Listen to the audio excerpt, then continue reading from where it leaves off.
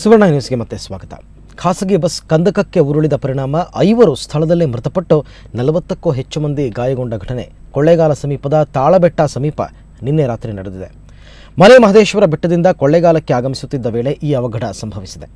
ಗಾಯಗೊಂಡವರನ್ನು ಸರ್ಕಾರಿ ಆಸ್ಪತ್ರೆಗೆ ದಾಖಲಿಸಲಾಗಿದೆ. ಘಟನೆ ಕುರಿತಂತೆ ಮಲೆ ಮಹದೇಶ್ವರ ಠಾಣೆಯಲ್ಲಿ ಪ್ರಕರಣ ದಾಖಲಾಗಿದೆ.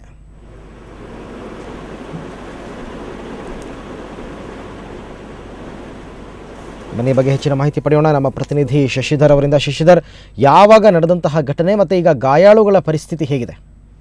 ಅರವಿಂದ್, ಏನು ನಿನ್ನೆ ರಾತ್ರಿ 9 ಗಂಟೆ ಸುಮಾರಿನಲ್ಲಿ ಮಲೆ ಮಹದೇಶ್ವರ ಬೆಟ್ಟದಿಂದ ಕೊಳ್ಳೇಗಾಲಕ್ಕೆ ಬರ್ತಿದ್ದ ಖಾಸಗಿ ಬಸ್ಸು ಕಂದಕಕ್ಕೆ ಉರುಳಿ ಬಿದ್ದ ಪರಿಣಾಮ ಸುಮಾರು 40ಕ್ಕೂ ಹೆಚ್ಚು ಜನ ಗಾಯಗೊಂಡಿದ್ದು 5 ಮೃತಪಟ್ಟಿದ್ರು. ಗಾಯಗೊಂಡವರನ್ನ ಕೊಳ್ಳೇಗಾಲ ಸರ್ಕಾರಿ ಆಸ್ಪತ್ರೆಗೆ ದಾಖಲಿಸಲಾಗಿದೆ. ಅವರಿಗೆ ಎಲ್ಲಾ ರೀತಿ ಚಿಕಿತ್ಸೆ ನೀಡಲಾಗ್ತದೆ.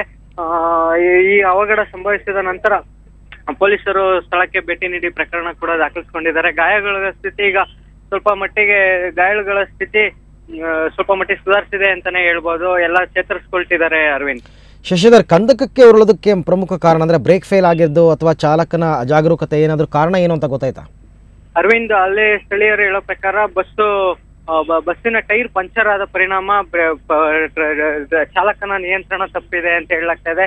ಹೀಗಾಗಿ ಬಸ್ ಕಂದಕಕ್ಕೆ ಉರುಳಿದೆ. ಈ ಘಟನೆಯಿಂದಾಗಿ ಹಲವರು ಗಾಯಗೊಂಡಿದ್ದಾರೆ. ಅರವಿಂದ್, ಓಕೆ ಶಶಿಧರ್, ಧನ್ಯವಾದ ತಮ್ಮ ಎಲ್ಲ ಮಾಹಿತಿಗಾಗಿ.